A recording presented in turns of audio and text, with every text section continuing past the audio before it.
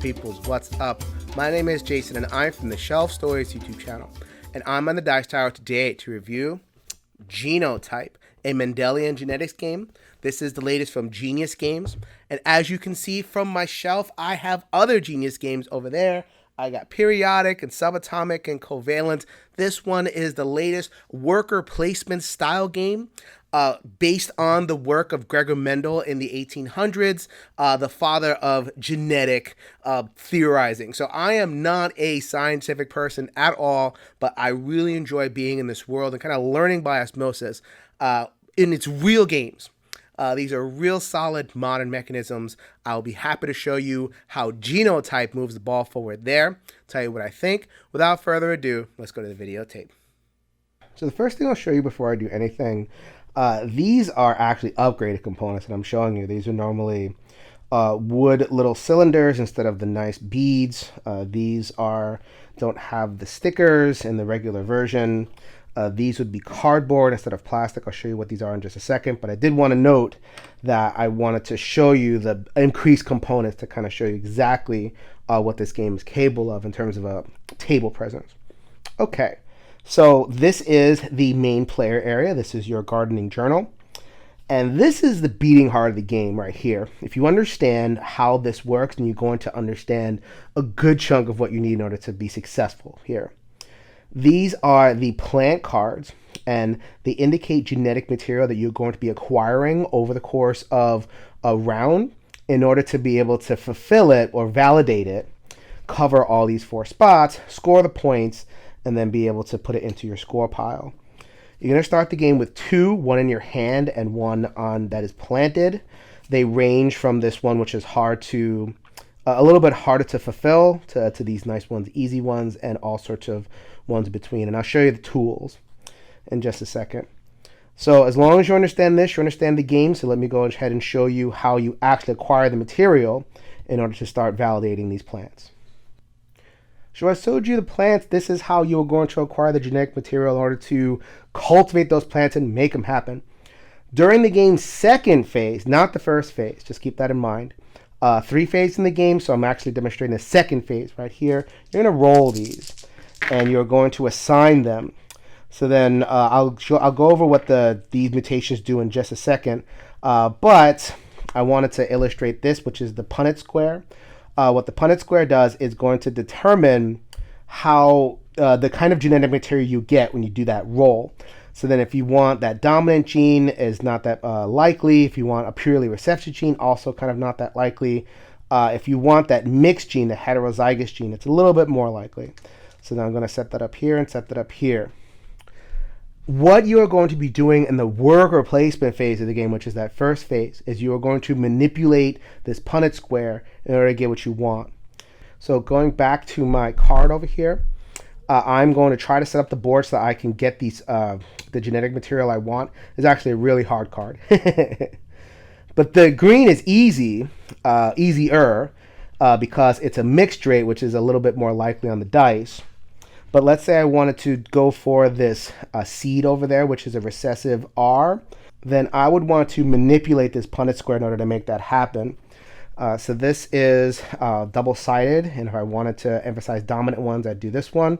But if I wanted to emphasize recessive, then I'll take my worker space. I get 3 per turn, unless I acquire more, and I'll show you that in a second, but 3 per turn to start.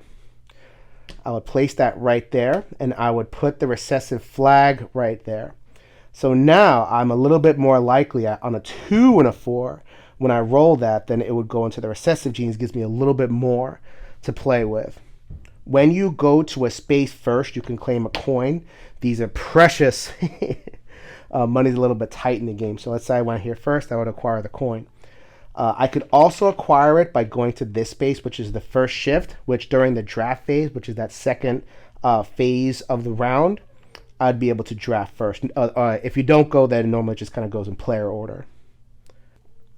But it's really important to note, this is a huge part of the game right here.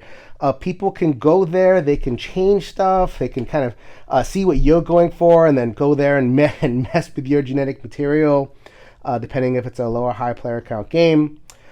So much of the game happens in terms of the genetic manipulation on this side of the board. There are other things that you could do as well. Let's say you need that precious money. You would go to the treasury and you just acquire 2 coins. This will help you validate the different aspects of your plant. If you pay a little bit of money, kind of jump the line a little bit. Let's say you've been screwed out of the genetic material that you want. The university is very kind and says, you know what, here, for a coin, we'll help you out. We have some spare genetic material. The nursery is where you're going to acquire new cards, and also the tool shed. This also fills in when you don't have what you need in terms of the genetic material. You'll be able to get these tools, they're one-time use, and kind of get around what the genetic area has to offer. So one-shots, manipulation in order to be able to get what you want if the main avenue is closed to you for whatever reason. So now we've proceeded to the game's second phase, which is the acquisition of the genetic material. In the first phase, I've manipulated the conditions. In the beginning of the second phase, I've rolled and assigned to different areas. So I'll go ahead and demonstrate that yellow right there. So then in this particular case, purple player has manipulated the Punnett square. They wanted recessive traits. So now they're going to get recessive traits on 2 and on 4. So then I'm going to assign that. They've taken out the dominant trait, at least the double dominant trait. So now 1 will generate a heterozygous situation right there. These are de novo mutations. When you get them, you roll again. And then you go ahead and assign them as necessary. Had I rolled another one, it would go here and it would do a couple of things. I'm back at my board right here. And so let's say I wanted to draft a die and I wanted to fulfill this GG right here. GG happens to be that 3, so I would draft that right in there and I would cover that. Successfully, I have validated 1 Peapod. It would then keep on going around and so forth. So let's say I was stuck with this one. I did not roll a lowercase t, or it was drafted for whatever reason. That is what the mutations are for. So then I will take a mutation dice and I will take a die from the same color. This is a little bit of a waste of a slot. However, it gets you around when somebody drafts your thing, and then I would be able to use that to draft and to validate any particular piece, not just the assigned one. So then I would keep on going until I ran out of draft slots. As a worker placement action during the first phase, you can open up additional slots, but in the first phase of the game, you're not going to have too many slots. You're going to just try to do the best that you can. Another use of the de novo dice is to get those all precious coins. Oh my goodness, coins in this game. So the first phase is that worker placement. The second phase is actually acquiring and drafting the dice. The third phase is a support phase. This is where you get to that little bit of money that you get, you're going to be able to spend at the market over here, the research upgrades, in order to make your garden more efficient or more powerful, be able to do more things. The market costs are dynamic. So as you buy things, so let's say I wanted to buy a new plot, I would pay 2, but then I would move that along so that the next player would have to pay 3. Same thing with the action marker. Let's say I wanted to get another action marker. Very, very powerful. You guys know worker placement. Always want more actions, right? This would cost 3, but then the next person would have to pay 4, which is a huge sum of money in this game. Once the purchases are complete, then the beads would move back 1.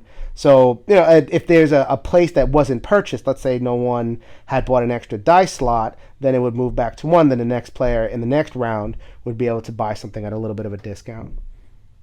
So in terms of what you're actually buying, here it is. These are the extra action markers, which is always good. You can buy extra plots where you can put more plants that you are trying to validate. You get more dice slots, so you always draft enough dice to fill your slots. If you have more slots, you could draft more dice. You also have these assistants. Assistants are very, very powerful. You acquire them and you get always on powers that are available to you for the rest of the game. So as an example, this one, for once per turn, you can turn 1 die into a wild. Basically, this one would give you 2 extra dice slots if you spent a coin. So there is a bunch of these assistants, and they kind of are the main way that you can really mold your particular strategy for a game of Genotype. So let me go ahead and fast forward the game just a second and show you how you actually score these things. So this is this space on the board. It's the gardening action. I would use one of my worker placements. Again, this is a future round, a future phase 1. And then if I had the validated plant, I would be able to take it, score it, and put it aside. And then whatever other plants I had, I would be able to plant. So that is how you actually make scoring happen. So you're going to use your worker placement to set up the genes. You are going to use that second phase in order to acquire draft dice. And in a future round, if your plants are done, you're going to use the gardening action to score them and then get more plants into your journal. So this is the solo bot. This is the 9-card Automa deck. And it always is working on at least 2, to start anyway, but it could be up to 4 different plants that it's going to validate on its own. The bot is fairly snazzy. There is a lot of information on each particular card. They really try to use the space as much as possible. So then you would, in the first phase, after you place your worker, you draw the bot the card for their worker. So then I would look at the card. It would say something like tool shed, and then something else would happen. So then here's the tool shed right here. In any case where it's not all that clear where it would go, you would consult that support card, that second card, and it will tell you what to do. In this particular case, it would this dot over here means that it would discard that card. So it does what a bot does, which is take away stuff from you, manipulate the board, get the thing before you can get to them. So then let's say that it would just went right there for its first turn, and then after you went, it would pull another card. So there would be an example of treasury. It would just go. You'd still pull a support card anyway, just to kind of have that happen, but you don't have to consult it because in this particular case, the treasury is pretty easy to go. You would do that for every single one of the worker placement cards. As it gets more actions, you pull more cards and do more actions for the bot. So after you do that for your first phase, you would consult this card, which is kind of a 1.5 phase for the Automa. It would deal with the trowel that it put on the first phase and give itself a little bit of priority moving forward. If it does acquire assistance, and it would acquire new cards based on the number of assistance it has, it would get 3 coins if you're playing in standard mode, which good luck with that. And then it would just reshuffle this deck so that it gets itself ready for the second full phase. So for the second full phase, you are going to also be playing Automa cards, but they work very, very differently. Now you're just going to be looking at this side of the card and consulting the arrows. So then I would put an arrow next to a card, and as you can see, the arrows line up with the traits. So then what this says is that it would take 2, notice double arrow, dice away from the GG area and validate itself there if there were dice in the GG area. In this particular case, there is. So then I would validate right there. And then it would also throw away 1 die from the heterozygous T area. In this particular case, I happen to have 1 too. So it has, it puts a thing there too. These are very swingy. They could validate nothing, or they could validate three areas in a single die, a single card pull, which is pretty annoying. The Automa card also has the arrows that will be functional for the abacus. So in this particular case, it would go with the double arrow, and it would do the hire assistant action. So then if it had the money, it would hire an assistant, and then that assistant would interact with the rest of its cards. Or if I had pulled the different areas, the marker, the slot, and the new plot, it would spend money, increase it, the thing on the abacus, like I said before, and then I'd keep on acquiring those things. So as you can see, the Automa card is doing a lot of work, but if you can wrap your head around how the different parts of the card interact with different phases, then I think that the Automa deck comes together. So that was Genotype at the table. Let's talk about theme first.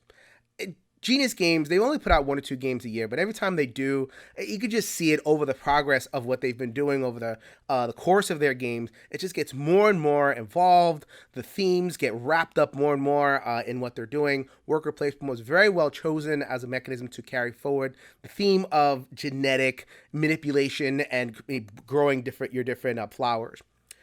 It's not just an overlay though. It's not just a sheen on and that this game could have been anything.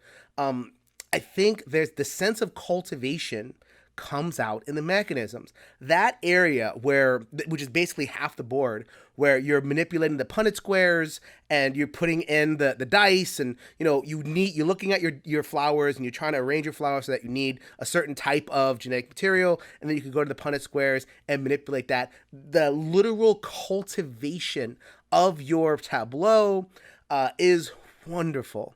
And I thought it really came out in a low player count. A low player count, the board is a little bit more sedate. You could get what you wanted for the most part in terms of, you had to spend the resource in order to get it, which is, a good thing. And it's not just sitting there for you. But, you had to make decisions about, which one am I going to go for? Am I going to kind of push my luck and leave one Punnett square alone? And then the other ones I'm just going to, manipulate and try to get that really tough to get recessive gene. The cultivation, and you kind of put yourself in the headspace of a monk in the 18th century who's in a monastery, and they're trying to isolate genes and cultivate stuff. And obviously it's not a one-to-one translation, but I just felt like it felt really good to play this game. The theme is not just an overlay. Things were done in order to have the mechanisms evoke the theme. Very, very well done. All right, so let's talk mechanisms. Genotype is constructed in a way where the core action everyone's doing for the most part. They're getting their flowers and they're drafting genetic material in order to validate their flowers and score and score and score. That's not the only way to do worker placement. You can also have worker placement games that have multiple things to do. So it's like, I'm over here collecting resources, I'm over here collecting wood, and I'm over here conquering the land. That all is happening in the same game, in a different worker placement game. Here, we're all kind of doing the same thing. And in different ways, collecting different material, but we're kind of all doing the core action. So then, in a lower player count game, I didn't feel constrained at all. In fact, I think this game really shines as a two-player game, at least for me, in terms of what I prefer. I like that sense of cultivation. I like having, a card layout and being able to manipulate the Punnett squares and doing things as efficiently as possible without a whole bunch of crowd in the Punnett square kind of, interfering and taking stuff. At a higher player count, count game, I think that's going to happen a lot more often. You're probably going to have to lean on that outside stuff a little bit more, not necessarily to kind of make your game better, but to kind of mitigate the bad. And it's just as a sensibility thing. I wish that there was more genetic material available at a higher player count. It's the same amount of material, whether it's high player count or low player count. So crowding, the game feels very crowded at a higher player count. So that's why I liked it at 2. And at 1, I'll talk about solo in a little bit. And then that got exacerbated because, as Tom Vass noted in his review, money.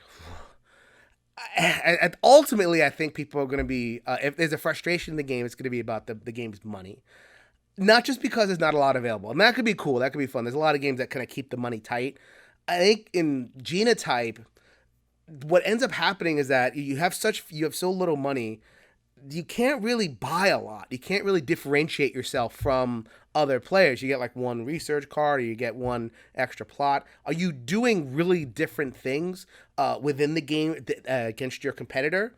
Kind of doing the same thing. Or of multiple games where, if you want to play this with different groups and, all the time. I kind of felt that was a little bit samey, because I didn't have a lot of money to buy to make myself different. I start off the same, and I need something to make me different. So, that sounds like criticisms, and yeah, I suppose it is. It didn't take away from my core experience, but it could be some things to look for in terms of your own evaluation of this game. Solo. I really like this game solo, with a big asterisk. That I like what the bot does, and I like that the designers seem to have learned that lesson of like, okay, here you go. Like, here's the core interactions. The bot's going to try to get in your way, draft your dice, and take your spaces and all that kind of stuff. That's good. It was a little crunchy. I wonder if if the bot needed to validate plants. If it needed to kind of like follow you in every way. I wonder if there was a way to kind of simplify that and, make it more of a kludge. I know people complain, it's like, okay, I want my bots to feel like real opponents. But the trade-off is, when the bots feel like real opponents, then they're complex. And they're a little bit, clunky to run, and then these little wrinkles here and there. It's like, oh, what's this? What's this? What's this? Sometimes I just want something simple where it's like bang, bang, bang, go. This is not that kind of Automa. Definitely have to, follow the wrinkles here and there, especially when it came to validating. I wish the bot had just scored points and, save space on that very, crowded Automa card. But it's a well-crafted bot, and if you don't mind running it, then I thought it was a really, really, really well delivered. All right, so final thoughts time. We're gonna go seal of approval, 7 out of 10. This one's like a double, a nice solid double into the left center field gap. Do Genius games hit home runs? None of them have been like home runs for me, but just consistent, and that's what I want from a publishing company. They know what they are, they know what they do, and they consistently put out good products. I had some difficulties with the tightness and the constrainedness of the game, both at a higher player count and also the money situation at a lower player count. Created some wrinkles for me, including made me question, viability over multiple plays. Am I doing the same thing? Is there enough variability there? Just a kind of an open question for me. But that sense of cultivation, that sense that I'm not just like scoring wham bam, out of here.